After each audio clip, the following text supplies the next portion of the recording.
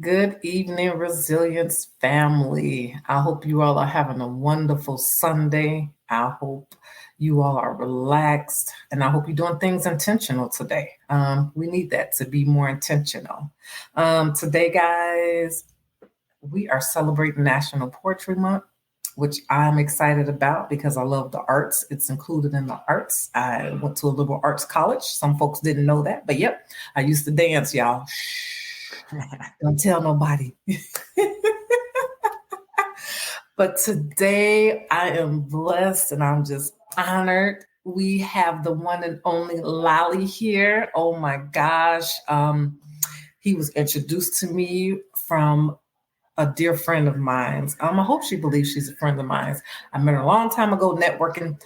We just keep in touch here and there. But this is how my bridge has been crossed with this wonderful gentleman we have today. So welcome, Lalli. How are you doing today?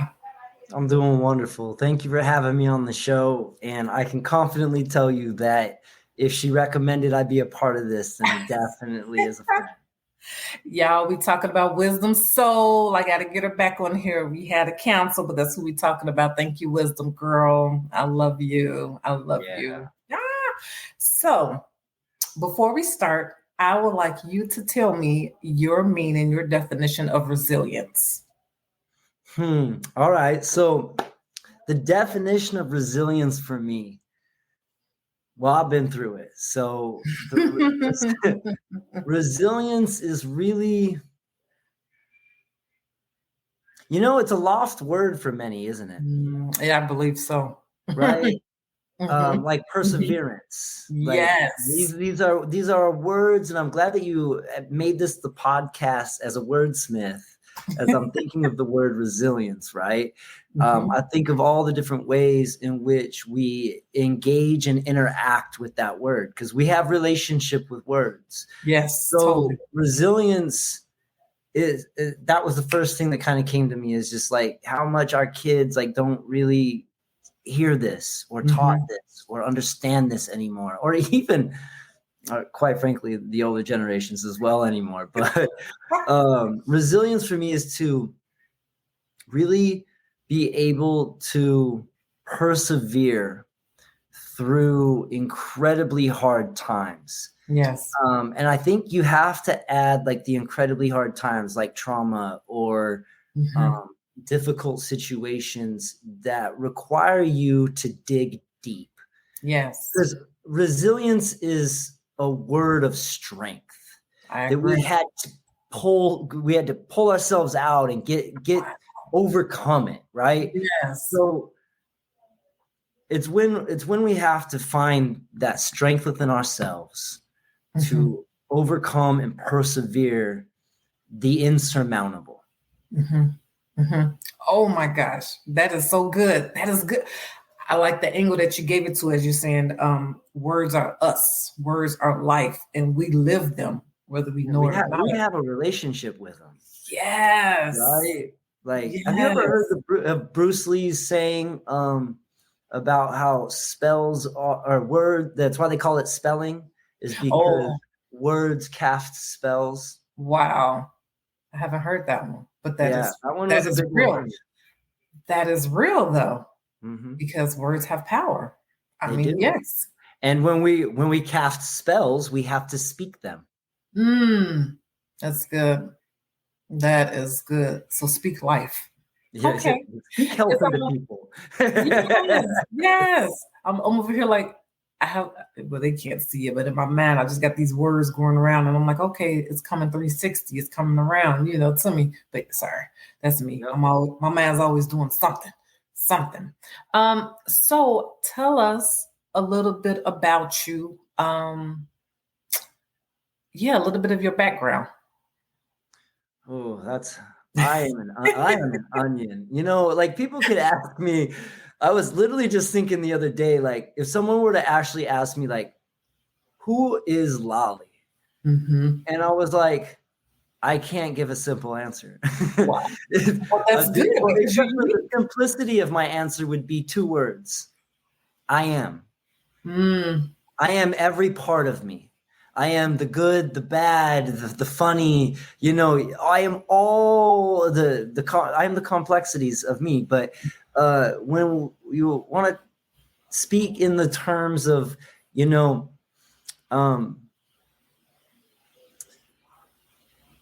I am a spoken word artist. I'm a motivational speaker. I am, I'm the CEO of Decisive Life. I'm an author. I mean, this has been one hell of a journey. Wow. I can say confidently all of it started with spoken word, though. There's a very deep rooted connection for me when it comes to words that are both written and spoken in terms of poetry. So I know you wanted to get wisdom. Like, I know wisdom was a perfect example to come here for Poetry Month. You are too. Was that part of it? Because yes, because she's my poetry auntie. Amen. That's what I call her. She calls me nephew, and because she has been such a big role model in my life when it comes to poetry. And the interesting thing is that I got into poetry and into becoming who I am, which really is, when I think about it, is an advocate for self-love and that's good. Truly understanding who you are, taking the time to travel the path and the journey. Yeah. Right. Yeah. And I love, and I definitely speak about some issues that are very dear to me, like traumatic brain injury. Yes. So now that you brought that up, tell us what that is. So traumatic brain injury is when somebody endures a blow or they incur some damage to their brain. There are different types of brain injuries, but these ones are normally done by blunt force trauma, also known as concussions. And for a lot of people, I mean, there's other ways, but concussions is really the term. I just don't use concussion anymore. Right. And the reason I don't use the term concussion anymore is because people have an inappropriate context or understanding of what a concussion is. And they will dismiss,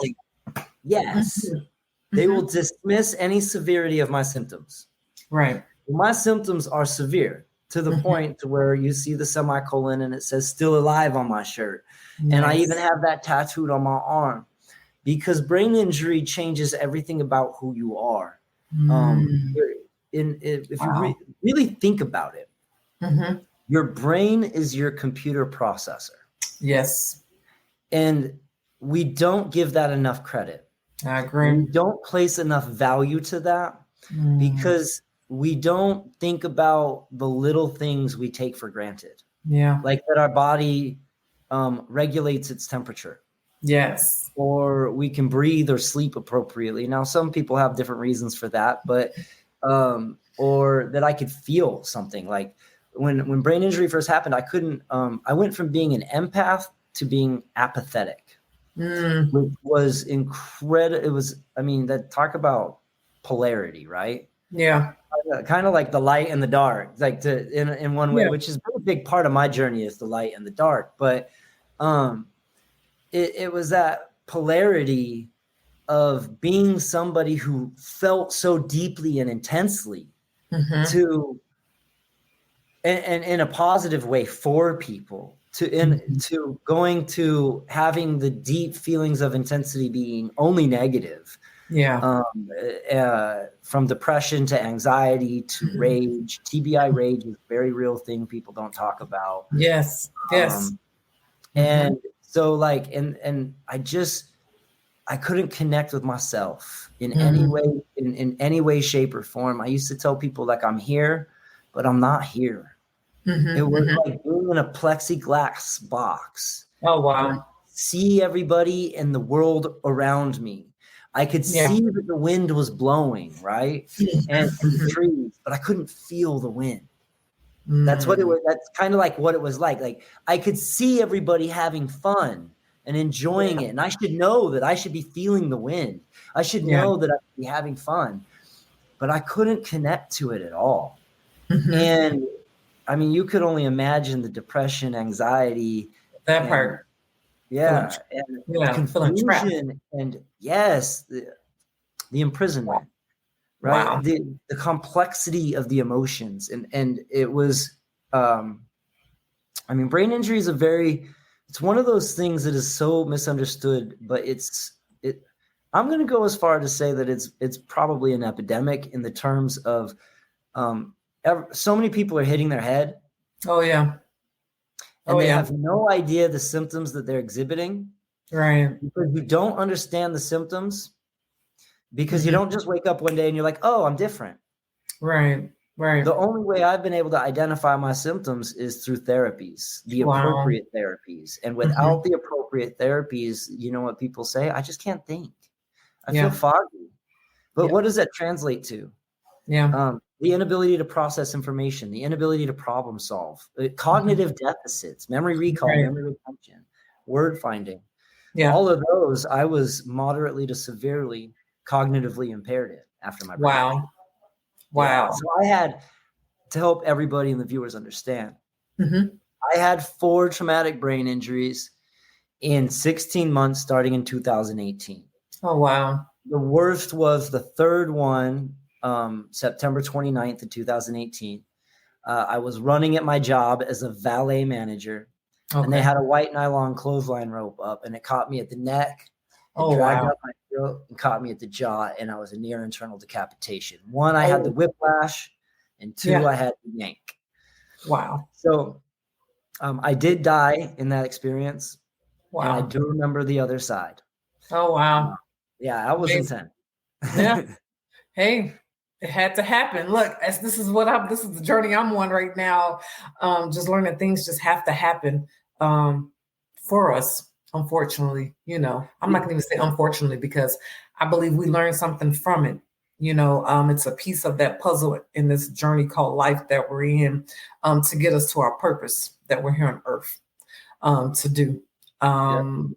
And this is a piece of your puzzle, of your journey of life, um, for your purpose. And this is part of your purpose. You bring an awareness to this, learning it more, understanding it more, also meshing, combining the mental health piece, Yeah, to 100%. recovery for healing, you know. Mhm. I don't know, I could go so deep about that. I had a good conversation earlier about this with a dear mom. I call her mom because she's a mom to many. Her daughter and I grew up, but anyway, you'll hear her story next month because she's going to be on my show. And I was just like elated, Amazing. but it just had to happen. And here you are, and bringing You know, awareness to this. I'm a big believer in, I've rephrased the term everything happens for a reason into we are where we are meant to be at all points of time. Mm-hmm. And or else and the proof to that is, or else we would be somewhere else. We Correct. would not be experiencing what we're experiencing. If we were meant to experiencing anything else, Right. that's what we would be experiencing. Mm-hmm. Right. Mm-hmm. And I have a line in one of my poems that says, gifted. No, it says, I use the wisdom pain gifted me to help unlock you too. Oh, wow. Because everything, in my own personal belief, I think everything is teaching us something if we're open to learning. Yes. There are so many, this life in this universe is so complex in all of its synchronicities and patterns that if you observe, there is always truth in synchronicity and patterns. Yes. And Yes. so my trauma has taught me much that I can give to others. My experience through this, had anyone ever asked me how I felt about it, I would have been upset, but really Yeah. I just have peace and gratitude. Right. At the end of this, it's just peace and gratitude because I lost a lot. Mm-hmm. And in many ways did I. Right. Because the things that I lost needed to be shed from my life. That's And good. I wasn't honoring my path. I Mm-hmm. knew what I needed to do. I heard things beforehand. Right. right? Like I knew I needed to leave my job. Wasn't going to leave my job. Mm-hmm. Mm-hmm. Instead, I got clotheslined to the neck, and, you know, and I mean, I know I'm not to laugh, but now, no, well, I said it in a way that we could laugh about it, and I can laugh about it now. And I have a greater purpose, and it ain't parking cars the rest of my life. I hear you. You know, so I hear you. Yes. and so that's it. It was I needed to be moved, and Right. I moved like I say, healing is not linear, okay? Mm-hmm. Because sometimes we're going backwards, but we're really going forwards. Right. Because it's almost like whatever your belief is, right? Whether it's God, whether it's the universe, whatever it is, you're going down a path, and that divine source of some nature says, that ain't the path you're supposed to be on, buddy. Right. Come back on over here, and let's go Mm-hmm. backwards a little bit so we can redirect you. And that's not backwards, it's redirection. Right. Oh, that's good. That's good. That's good. I shared with the audience a little bit back. I got laid off in December, and I didn't know that was going to happen, but I was having a few issues with some coworkers on this job where it's like really childish to me. Like I just couldn't believe what was happening. But anyway, I've never had that much drama on a job before. And I was like, I'm not for this. It's like, okay, it's like, God, all right, you got to fix this. Little did I know he's going to fix it with us all being laid off and this company shutting down. And then start this next chapter of my life, that's been happening. But that's what you're saying, things have to happen to get you where you're supposed to be. That's what I believe, like you're saying. My traumatic brain injury counselor used to tell me, Jason, I always mess up the quote in the beginning. No worries. It's Jason. Once the uncomfortable of your situation outweighs the fear you have for the change, then you will make that change. Wow. Oh, that's good. And that is really good. For particular example, 90% of brain injury survivors' marriages fail. Mine was one of them. That's okay.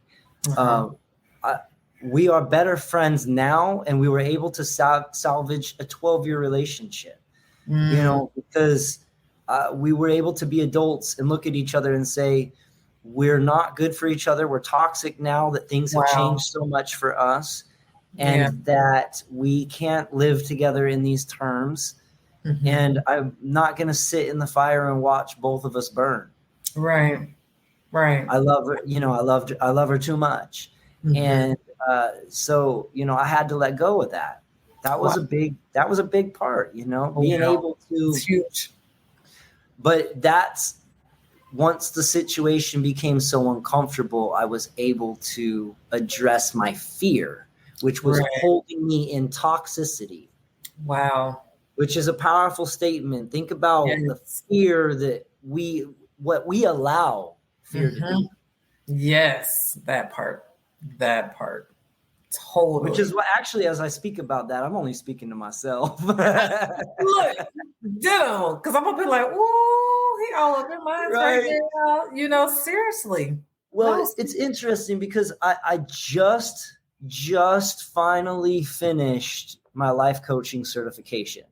Well, congratulations. I have been self-sabotaging this for a long time. Wow. So thank you. And so I'm going to start doing life coaching I am starting to do life coaching. Just had my first client intake today.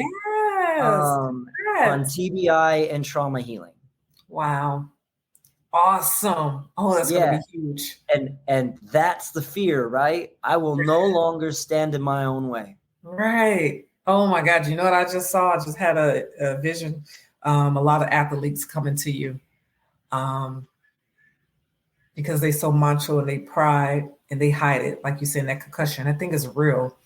I think it's really real. I have a good friend now. He's an ex-NFL player, and he talks about it. And I mean, ex-NFL, like, I think he's about almost 60 or is 60. I don't know. But And they really wasn't studying this back then, when there's playing football, and when the effects that's happening to him now, lapse with his memory and just a lot, the pressure of it, and the frustration of it. So anyway, that's just a vision I just had. You're gonna have some athletes coming your way. I mean, I love it. I support it. I'm happy to be there for them because it's interesting that you bring that up. I literally just did a video yesterday about the NFL's lack of anything for concussions. It's like they're just playing pretend. I mean, I understand the NFL, like football's football. Yeah. But it will always cause concussions. You cannot get away from that. You can pad the helmet all you want. They added these Guardian caps, which is extra padding on top of the helmet. Right. Well, they're doctors, right? Their doctors know. And any brain injury survivor, and I can guarantee most ex-NFL players or any boxer or martial artist, any hits to the head, right? Will tell you at the end of that they're losing their basic functioning. Wow. And what they'll also tell you is nothing that they put on their head's going to stop it, because how do you stop the brain from sloshing in a fishbowl? Oh yeah. Yeah. Because that's what a concussion is. That's where the damage happens. The brain moves inside the skull. And it slams into the front of it, the back of it, the sides of it. And when that happens, it shears connecting tissues and it shears neural pathways. And those neural pathways are our communication roadways. So for instance, for me to recognize that water is hot, simple, right? My brain travels from point A to point B. It's traveled point A to point B since I was a child. So it does that in faster than that. Okay. Right. Okay. Right. With a brain injury, it's like an earthquake. Wow. And think of those. Now we're speaking about pathways and roadways, like an earthquake in LA. And the pathway to determine whether or not I'm hot or cold or hot is an overpass. And those take years to rebuild, right? Overpasses for freeways. Right. Same kind of concept, really. It takes years to heal and recover. It takes a lot of hard work and dedication and time. Because brain injury is not a passive recovery, it's active. Exactly. So the brain starts traveling. It's like a detour, right? Yeah.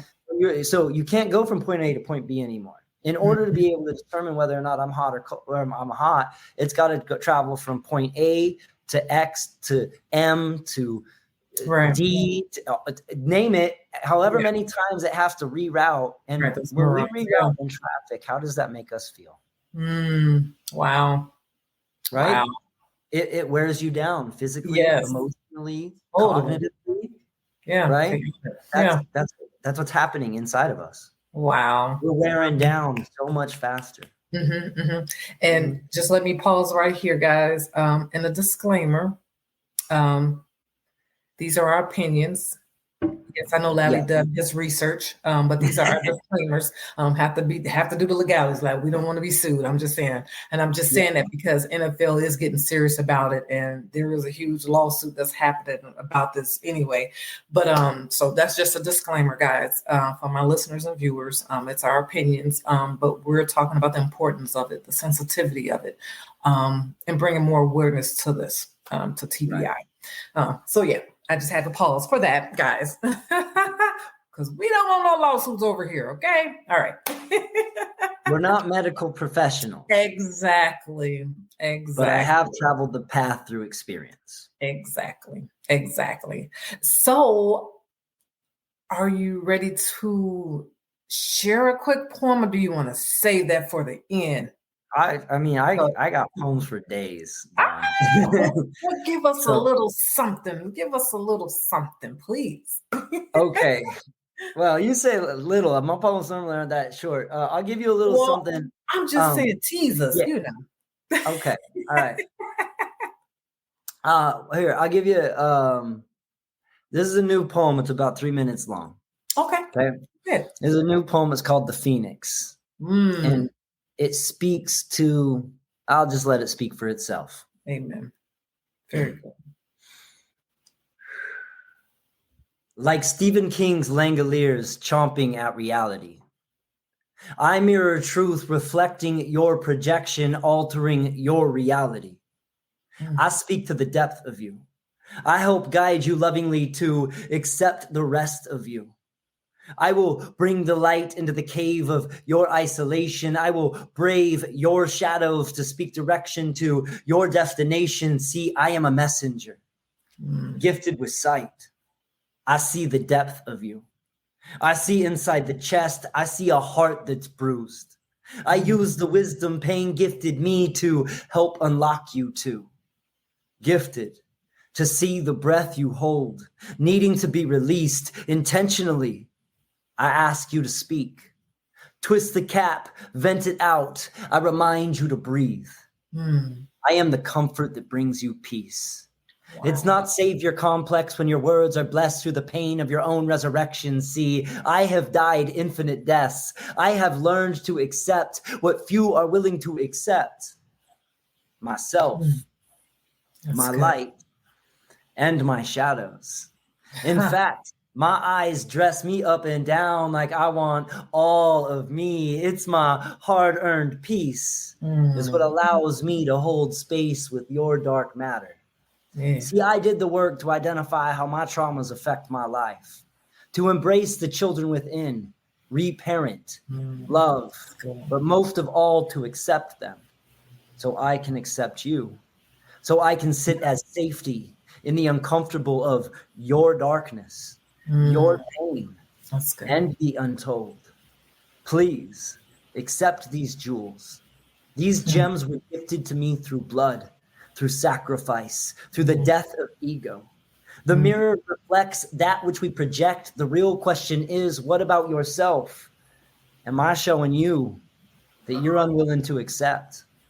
Yes, the rebirth and the fire requires that type of depth, that type of honesty, that type of purity, because once you rise, you recognize your responsibility to be a guiding light, to show others the path out of the darkness. This is how I alter realities, by intertwining dimensions. I am a catalyst for multifaceted ascensions of self-love.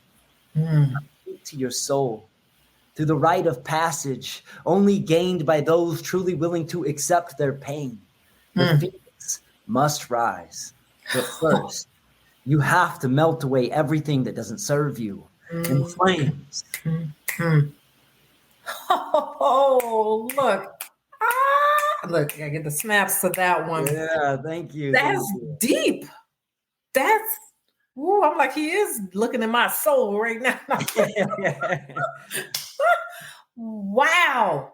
That's, man, that's just some art. Like, that's, man. Thank you. Like, I'm speechless because that's just, ooh, that is awesome. That's the journey. That's the work. That is the testament of my work and my journey in the last 6 years of brain injury. I've done over 700 plus therapies, probably closer to 1,000.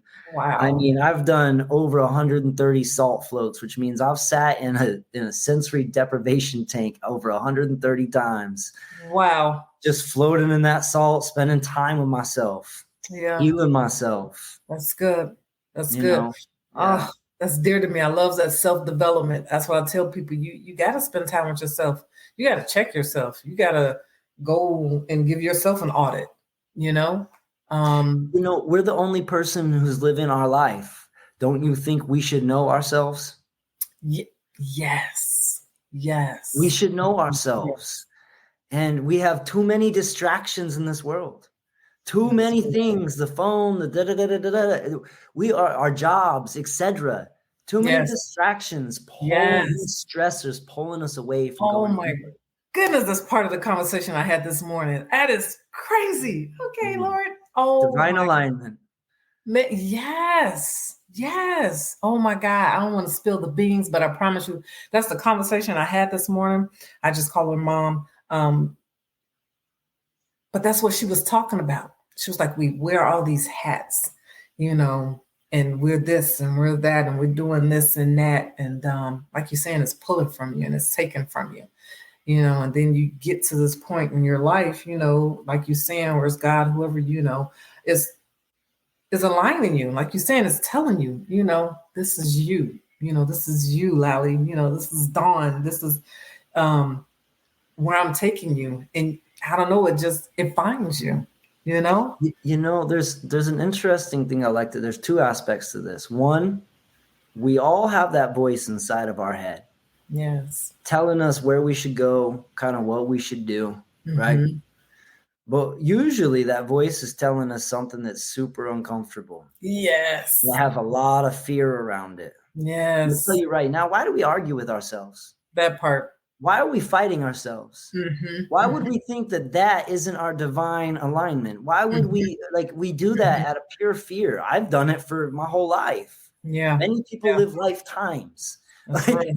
Right? Yeah. Like experiencing the same thing. And until we actually honor ourselves, Yes, listen to ourselves, embrace ourselves, right? yes. And when it comes down to that, when we talk about embracing ourselves, you know, I walk around this world. I've done a lot of work in called IFS, which is called internal family systems. It's a trauma healing modality where you recognize the different parts of you, your inner children from your traumas that show up when you're trauma triggered.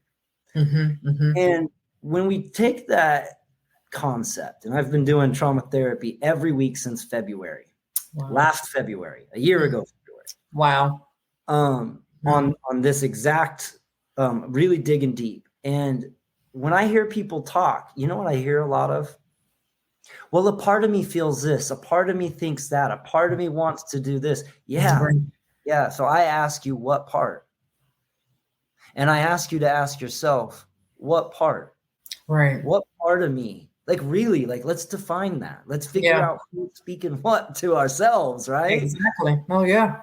That's getting to know ourselves. And when we do that, we embrace ourselves and we feel more empowered and have a much grander sense of self-love. Man, some freedom, you know, because we so strapped, man, you're so strapped on what the world telling us to do, or how this supposed to be, or this is where you're supposed to be, or this is how you know, it's like, you know. And all of this, the work requires resilience. Yes. All of it. Because you can't get through it if you can't dig deep. You can't overcome if you can't dig deep. Yes. That is so good. Wow. And like when you were saying, you speaking this, I'm speaking to myself because I've been at this transition point in my life, you know, like, where are you going, Dawn? What are you doing with your world? And I'm like you, I didn't want to keep working at 9 to 5. Anyway, you know, I love kids. Don't get me wrong. They're my heart because everything I do, you know, I love helping kids, you know, the youth.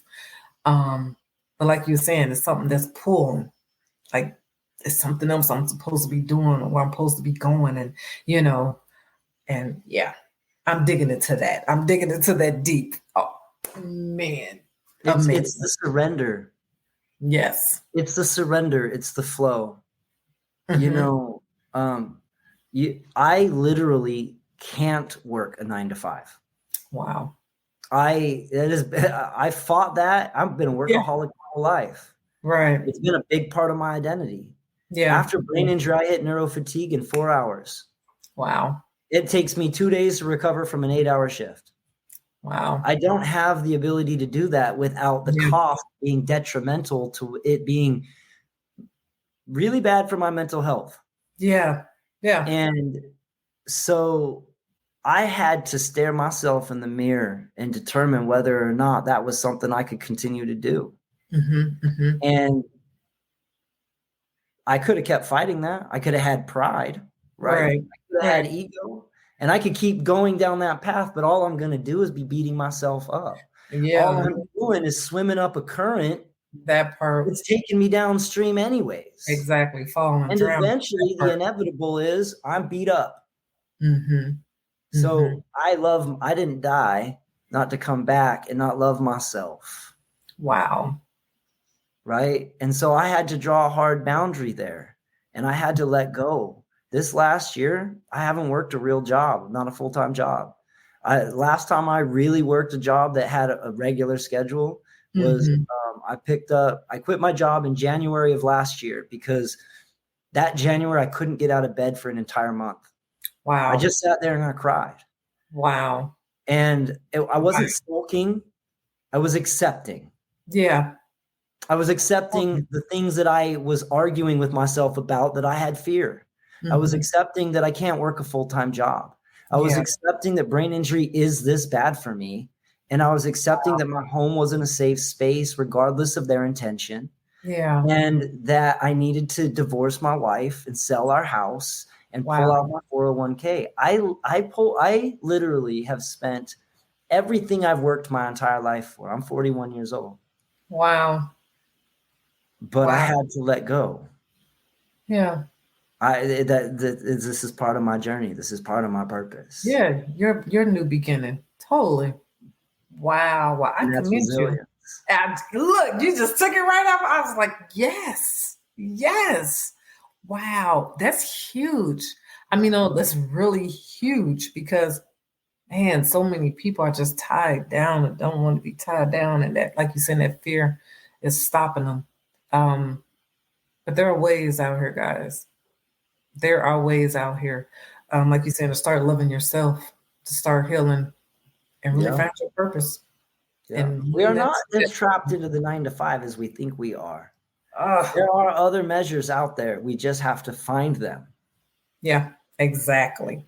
Exactly. But more importantly, don't do anything that doesn't serve you. I'm not saying a 9 to 5 is bad. If you have a 9 to 5 that feeds your soul, thank you. Exactly. Thank you for putting that much of your time and energy into this community and this world, because if it feeds you, then I already know it's something good for this world. Yes, that part. Exactly. Wow. So tell the listeners and the viewers how they could reach you, how they could see what you do, your spoken word, this life coaching you're about to do. Absolutely. So you see my website below, decisivelife.org. It's a great way to contact me. I've written a book on kids being bullied in schools and bullying prevention. I used to teach a bullying prevention program in schools. I will be releasing an online version of that program in the upcoming months, but you can get the book there. You can contact me for life coaching on TBI or trauma. I'm also, you can find me on Instagram and TikTok under @vulnerably Lalli. Just type in LALLI. It'll come up. And same thing on YouTube. It's @vulnerably Lalli. On YouTube, I've actually created a TBI playlist. I do a lot of advocacy work in kind of like creator content in sharing my TBI experiences as a survivor. Wow. Because I'm one of the few that is still able to be articulate, to share that experience, because it's our brain and most of us can't. And so I've started speaking out and up about that. So you can see TBI playlists on YouTube. You can see spoken word videos, or I host an open mic called Infuse Open Mic in the Valley every 4th Saturday of the month. I got some videos up there, not new ones yet, but I'll get them up there. And you can email me at jlalli@decisivelife.org. But I appreciate the time to be on this. Most definitely. This has been a beautiful, candid conversation. Yes.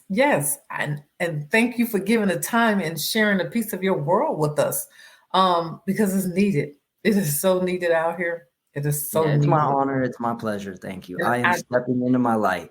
Yes. I appreciate it. Oh my gosh, this is amazing. Guys, get at Lalli, okay? And I'm gonna hit one of these platforms because I love spoken word. It just, I don't know, it speaks volumes. It edifies the soul. Well, Lalli, you have a blessed night, and thank you again. Oh my God, because as I told you before, time is precious. We don't get it back, and I appreciate it. Appreciate you sharing your world with us, so it can give light you spreading your light to us. It's Dawn. It's my honor. It's my pleasure. Thank you for providing a platform to be able to share my light and my wisdom and my experiences. So I'm grateful, and thanks for continuing to speak on forgotten topics. Exactly. Yes. Like resilience. Yep, man. Yes. Yes. It's dear to my heart. TBI is also dear to my heart. I used to work in the mental health field, and it's all just a full circle, and we need it. We need it so we could become better here on this earth. So much we battling and fighting, but Right. I thank you. Just thank you. Y'all get it, Lalli. You're very welcome. You all be blessed. Have a wonderful night. You too. Thank you.